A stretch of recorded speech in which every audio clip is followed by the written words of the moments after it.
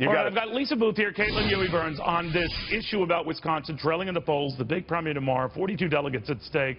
You know the drill. In and of itself, it doesn't set the whole stage or change it dramatically, but it could be part of a trend that could deny Donald Trump the 1,237 delegates he needs. So, Caitlin, to you on that, how likely is that if he has a poor showing in Wisconsin, it translates to other states, New York, Pennsylvania, et cetera?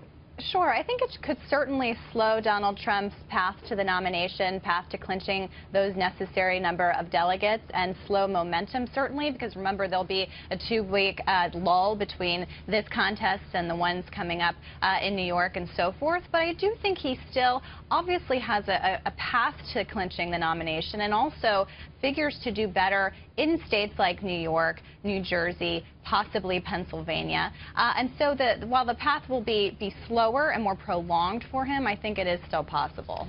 You know, Lisa, I was reading Chris Cleese's column in the Washington Post today, in which he posits the argument, you know, there is a realism settling in that Donald Trump might not be indestructible, that this could be his final moment, that other broadsides, attacks, controversial remarks in the past might be the differentiator here, that it's resonating in the polls in Wisconsin.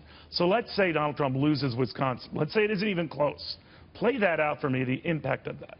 Well, here's the thing. I mean, yeah, so Donald Trump is poised to potentially lose Wisconsin tomorrow night. As you just mentioned, Ted Cruz has gained 21 points in the last month alone, and we're seeing a lot of cracks in the armor, so to speak, with his recent comments and missteps with women voters. Now we're seeing 7 in 10 of women voters do not, they have an unfavorable opinion of Donald Trump. But then when you look ahead after Wisconsin, you look at the New York primary, Donald Trump's polling above 50%, where he stands to potentially get almost to sweep the state and get all of the delegates there. And then you head further into northeastern states like Pennsylvania, Connecticut, Rhode Island, where Donald Trump is poised, Maryland as well, where Donald Trump is poised to do well in. So I think that, yes, we're seeing some cracks in their armor. We're seeing problems with the Donald Trump campaign. That being said, I don't think you can overstate it too much, because then we head into these next 2 days of in the coming weeks of these northeastern states where he's poised to do very well in. You know, Caitlin, one of the arguments that was raised in the Washington Post today is this notion that, well, maybe if he falls well shy of the 1,237, that if he starts slowing down precipitously, that he isn't within 100 delegates of that when he gets to Cleveland. He's prohibitively further away. Paraphrasing here, the party might welcome an alternative. They don't posit whether that's Cruz or something, but the idea that, well, you didn't get all that close. When all is said and done, you didn't get nearly that close. Is that a view you have, that it's a matter of math, how close you get to that number?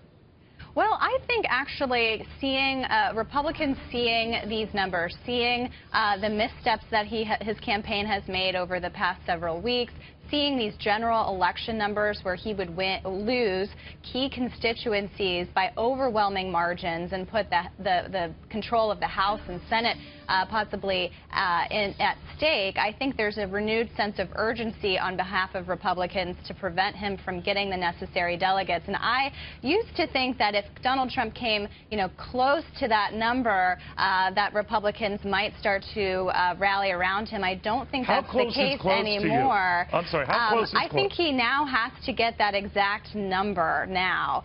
You hear a lot of Republicans. Lisa, do you agree with that? That it's not a matter of getting within earshot of it. That if he falls out beyond 150, 200, you can make a credible argument. No, this isn't yours. Right.